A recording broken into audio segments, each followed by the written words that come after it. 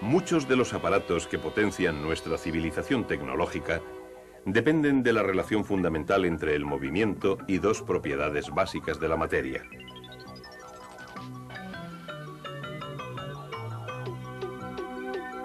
ciencias físicas, electricidad y magnetismo.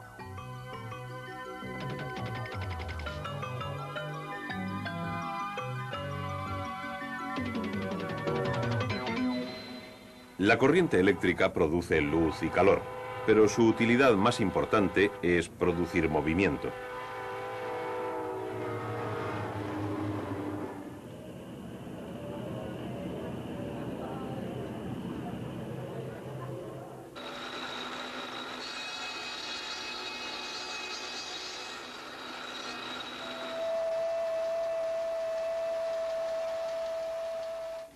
Para ver cómo la electricidad produce movimiento, debemos comparar ciertas fuerzas.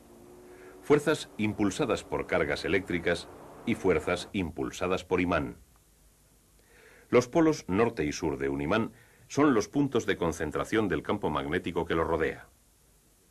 Dicho campo se muestra generalmente así, en dos dimensiones, pero en realidad los campos magnéticos tienen tres dimensiones, en el espacio que rodea al imán. Como resultado de la interacción del campo que rodea al imán, se puede utilizar un imán para poner en movimiento a otro, atrayéndolo cuando los polos cercanos son opuestos, repeliéndolo cuando los polos cercanos son iguales. Una corriente eléctrica puede producir también un campo magnético. La corriente eléctrica que fluye por un cable es en realidad una corriente continua de electrones, diminutas unidades de carga. Esta corriente forma a su alrededor un campo magnético. Cuando la corriente deja de fluir, el campo se derrumba. Cuando empieza a fluir de nuevo, reaparece el campo magnético. Y dos campos magnéticos interactuando pueden producir movimiento.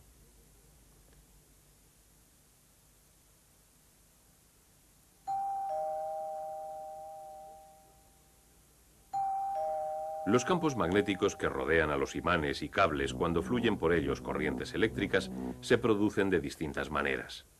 Cuando fluye la corriente por el cable, los electrones son impulsados de átomo en átomo. Cada electrón en movimiento produce un diminuto campo que se extiende a su alrededor. Si se extienden suficientes campos alrededor de suficientes electrones, aquellos se combinan para formar un campo mayor alrededor de todo cable. Un campo similar rodea al imán. También es la consecuencia de las cargas en movimiento, aunque el imán no lleve corriente. Helo aquí. Generalmente, cuando los electrones se desplazan en el núcleo del átomo, los campos que crean tienden a moverse en todas direcciones y se anulan entre sí. Pero los átomos de ciertas sustancias magnéticas desprenden varios campos. Estos campos pueden combinarse para formar un campo mayor alrededor de todo el imán. Este campo es igual al que se produce en un cable cuando lleva corriente. Tiene un polo norte y un polo sur. Y cuando los campos magnéticos interactúan, desprenden fuerzas que producen movimiento. El campo magnético que se produce en un cable cuando lleva corriente se intensifica cuando el cable forma una espiral. Y cuando el centro de la espiral es de hierro, el campo se intensifica aún más al concentrarse el magnetismo y produce un electroimán, que es mucho más potente que un imán corriente. Los electroimanes también son útiles porque se pueden encender y apagar. En los automóviles el motor se pone en marcha con una llave porque al girarla se completa el circuito y envía la corriente por el espiral. Su campo atraviesa el de un imán cercano y este se pone en movimiento cerrando el circuito que impulsa la puesta en marcha.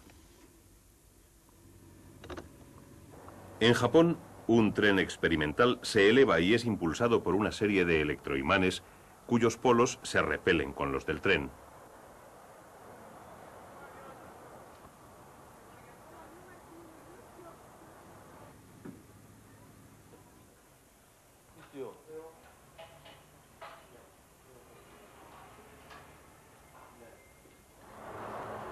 La fuerza magnética eleva el tren por encima de la vía y lo mantiene centrado durante su recorrido.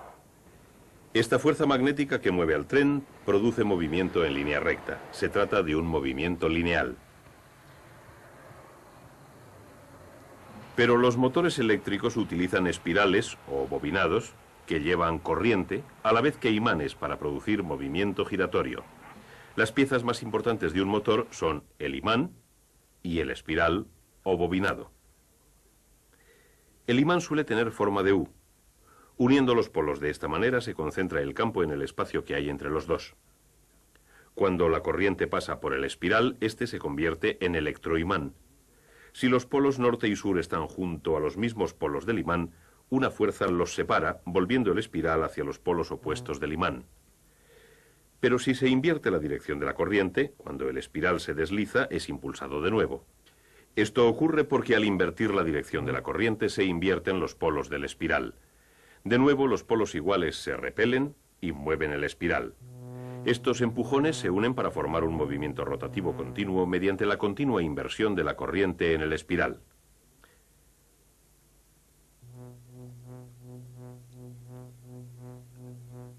Este tipo de corriente invertida es la que se suministra a las casas. Se llama corriente alterna porque cambia constantemente de dirección, cerrando el ciclo cada 50 segundos.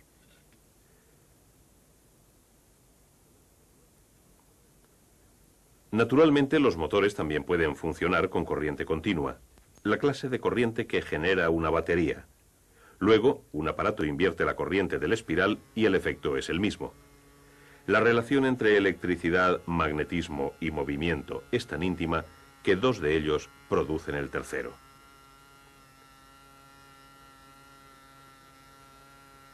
Por ejemplo, la potencia del agua que cae en una presa o la potencia del vapor de una planta eléctrica hacen girar un enorme imán mediante el espiral de un generador. El movimiento del imán produce una fuerza electromagnética en el espiral que hace que la corriente fluya por el cable.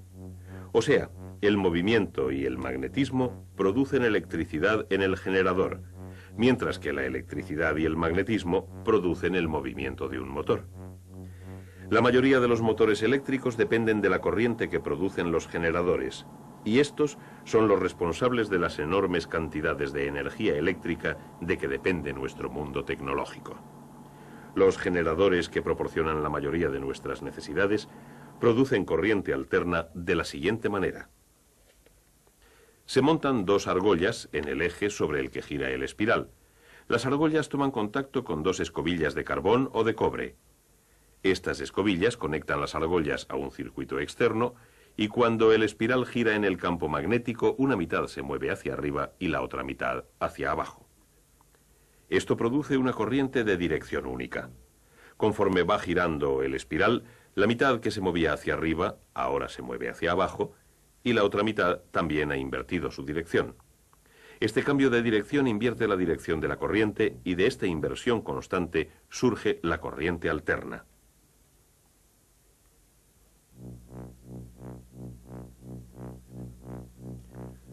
Los generadores pueden también producir corriente continua sustituyendo las argollas por un conmutador como el que se usa en los motores.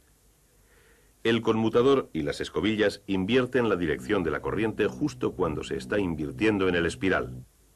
Consecuentemente, la corriente del circuito interno va siempre en la misma dirección, aunque la del espiral sea alterna. Cuando la corriente eléctrica sale de la planta generadora, suele pasar por un aparato llamado transformador. El transformador puede aumentar o disminuir la fuerza que mueve la corriente, el voltaje. Lo incrementa a fin de que pueda transmitir la potencia a grandes distancias. Es la manera más eficaz de enviar corriente por medio de cables. Para uso doméstico o comercial, los transformadores disminuyen el voltaje. La mayoría de los aparatos eléctricos que utilizamos funcionan con bajo voltaje. El transformador cambia el voltaje de la siguiente manera. Imaginemos dos cables en espiral. Cada uno está conectado a un circuito diferente, pero los dos rodean al mismo núcleo. Cuando la corriente pasa por uno de ellos, genera un campo que magnetiza al otro. Pero como los dos comparten el mismo núcleo, sus campos se concentran al unísono y actúan como un gran campo único. Mientras fluya continuamente una corriente, nada ocurrirá. Pero supongamos que de repente cambiamos la dirección de la corriente de una de las espirales. Una ráfaga de corriente pasa por la segunda espiral y su circuito. Si la corriente invierte de nuevo su dirección, otra ráfaga pasa por la segunda espiral en dirección opuesta. En corriente alterna, la inversión es constante. ¿Pero por qué? Porque cada vez que la corriente cambia de dirección, los campos magnéticos que rodean las espirales se derrumban y cambian de dirección. El movimiento de este campo magnético cambiante de la segunda espiral pone en movimiento sus electrones. De nuevo, la relación entre electricidad, magnetismo y movimiento. Así que el transformador puede pasar corriente alterna de un circuito a otro. Pero para conseguir cambiar el voltaje, el transformador debe tener las espirales con distinto número de vueltas. Si la segunda espiral tiene más vueltas, se convierte en un transformador de subida. Cuando se introduce corriente alterna en la primera espiral, la corriente que genera la segunda tiene un voltaje más alto. Se transforma. El voltaje se puede disminuir utilizando un transformador cuyo segundo juego de espirales tenga menos vueltas que el primero. Los transformadores, generadores y motores dependen de fuerzas electromagnéticas. Pero estas fuerzas causan un efecto mucho más grande en nuestro planeta. El campo magnético de la Tierra es muy parecido al que se forma alrededor de una barra magnética y se pone en movimiento por medio de las corrientes eléctricas del interior de la Tierra. Las temperaturas aquí son tan altas que los átomos del hierro y del níquel que forman el núcleo interno están desprovistos de electrones y cogen cargas. Se cree que la rotación de la Tierra los pone en movimiento. Estas cargas eléctricas en movimiento pueden producir el campo magnético de la Tierra. El campo terrestre se extiende por el espacio donde actúa sobre las partículas cargadas que se producen en el Sol. Aunque el Sol es esencialmente una gran bola de gas, estas partículas están tan calientes que ya no actúan como gas, sino como corrientes de plasma de átomos cargados positivamente y de electrones cargados negativamente. Estas partículas responden a los campos magnéticos y cuando caen bajo la influencia del campo magnético terrestre, fluyen por la espiral que se forma entre los polos magnéticos de la Tierra. En las zonas polares, donde el campo las aproxima más a la Tierra, excitan a las moléculas de la atmósfera exterior y con un efecto muy parecido a lo que sucede con los tubos fluorescentes, producen la aurora boreal en los polos.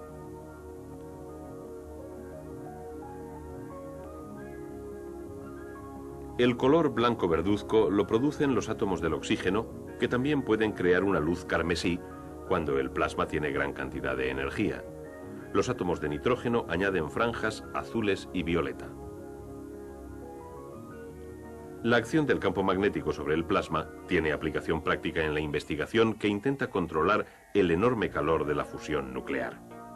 La fusión nuclear, mediante la cual los átomos de hidrógeno se convierten en helio, produce la enorme energía del Sol y otras estrellas. En algunos experimentos para controlar esta fusión hay que mantener el ardiente plasma de hidrógeno en un espacio muy pequeño. Puesto que el plasma responde a los campos magnéticos, se han fabricado distintas clases de recipientes magnéticos para mantener el plasma en su sitio, que se ve repelido desde todos los puntos de su contenedor. De todos estos experimentos, aprovechando la energía que nos brinda el Sol, pueden surgir otros medios de producir grandes cantidades de electricidad. Y la relación entre electricidad y magnetismo volverá a tener un profundo efecto en nuestra forma de vida.